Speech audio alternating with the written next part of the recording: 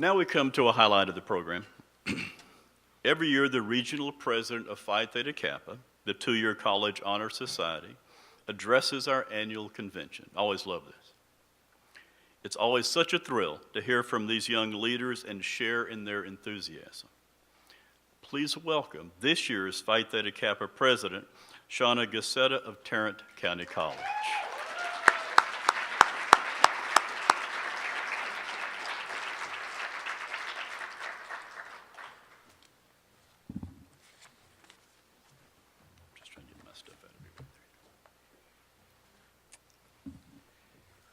All right, I would like to thank the Texas Community College Teachers Association for allowing me this amazing opportunity.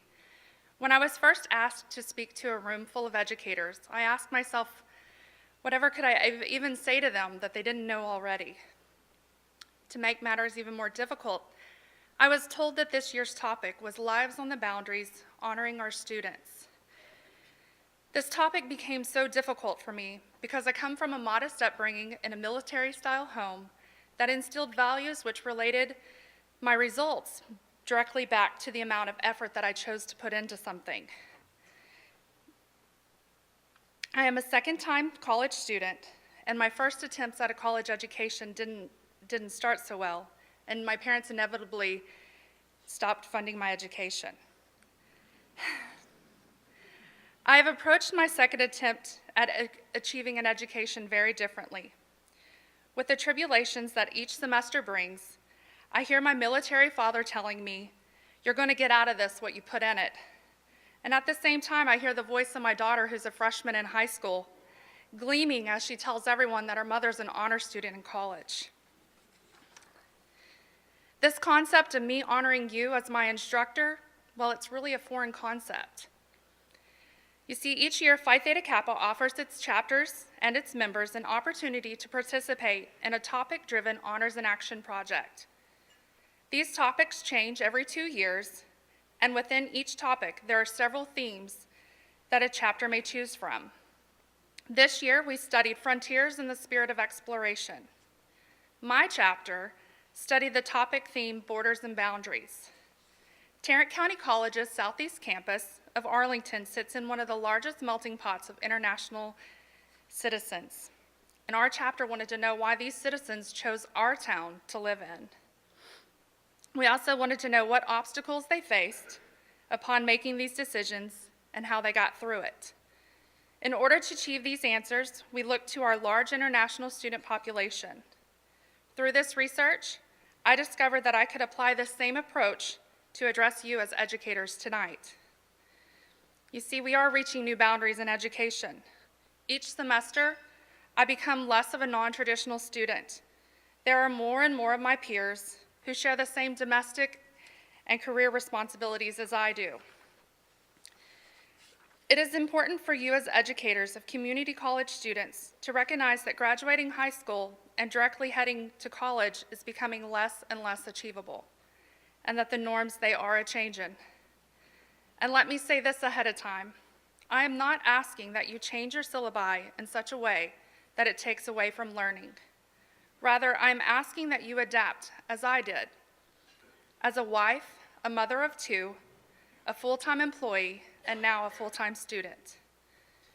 Adaptation is the only way for success to continue inside your classrooms. An unknown author wrote, "There is no elevator to success. You have to take the stairs." So I'd like to pause for a moment and ask that you reflect and visualize success in your course as a flight of stairs. Do you have too many steps in your course for a student to ever reach the top? One way to adapt would be to move away from using traditionally published textbooks and start utilizing open resources that are available to you and your students. In the past year and a half, I personally have spent out of my pocket $1,200 for required course materials that have expired because they were purchased through an access code. These access codes only allow a specific period of time to access course information. And there have been many times that I have juggled between purchasing the access code or not.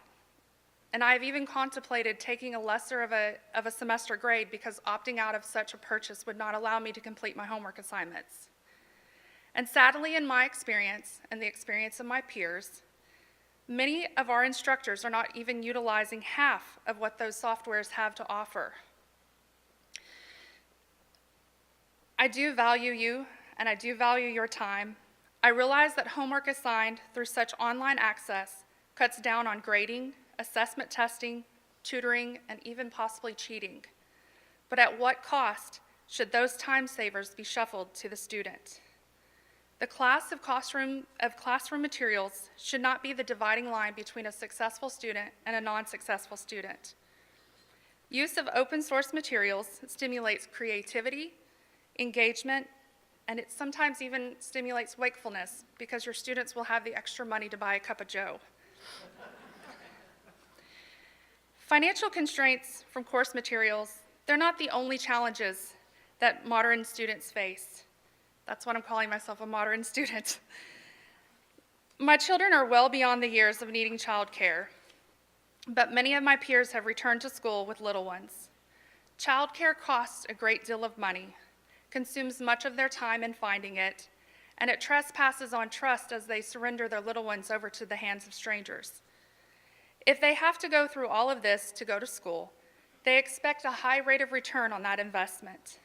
There is nothing more frustrating to arrange for childcare only to have an inferior education and classroom experience.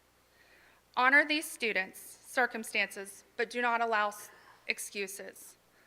Ralph Waldo Emerson wrote, "The secret in education is respecting the student." New Age teaching recommends for instructors to flip their classrooms and encourage students to prepare for the lesson ahead of class. This causes the class to be a dynamic environment in which students elaborate on what they already studied. Doing so allows the student to go beyond their normal boundaries and to explore their natural curiosity. And because this aspect is completed at home, it resolves some of the challenges as they try to get to campus. I believe that curiosity is the main driver of learning. As a basic principle of learning, it makes little sense to force students to memorize reams of text that they will either begrudgingly recall or instantly forget. Benjamin Franklin said, "Tell me and I forget, teach me and I may remember, but involve me and I learn." I understand that this places a considerable burden upon the student. You are entrusting them with important aspects of their education, but trust is empowering. So take a risk and adapt your classes into an atmosphere of activity-based learning as opposed to lecture only, and you will be amazed with the results. The great philosopher Phil Collins, lead singer of Genesis, stated that in learning you will teach, and in teaching you will learn. One of my favorite teachers agreed, saying, "I didn't really understand my subject until I started teaching it." So as society changes, so should the instructional materials and methods. And surely you know better than I do that it is important for you to stay up to date in the basic concepts of what is sought after in a given trade or in the four-year university. Earlier, I indicated that curiosity is the main driver of learning.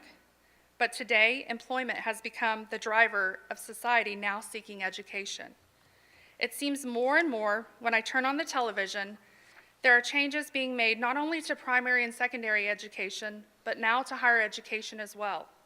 Classes that were once deemed important are being removed from the core, and there are even talks of community colleges being transformed into workforce education centers. You are, well, we are, because surely your students are there with you, caught in a whirlwind of change. Legislators, who are frequently not educators, interpose themselves in this process. State budget boards and college chancellors focus on economics, not on course content or pedagogy. In this climate of change, the one constant that I have come to rely on is you.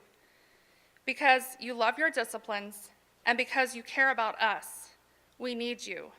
Or perhaps this is a symbiotic relationship. We need each other. Help us continue to rely on your passion and fed by that passion on your continued growth as educators. I would like to thank you for not only allowing me this amazing opportunity, but to thank you for taking the time to positively impact someone's future. I will end with one of my favorite quotes from Dr. Seuss. You will never know the value of a moment until it becomes a memory. So instructors, you are valued and you do make a difference. Thank you for being a part of my memory.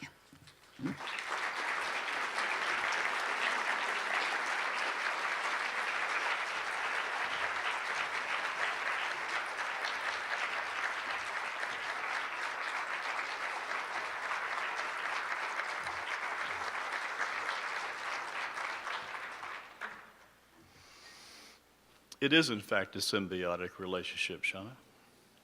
A cup of joe, do students use that expression? A cup of joe, really? I thought that was my generation. We do thank you for your remarks, and you remind us of why we teach, because you remind us of who we teach.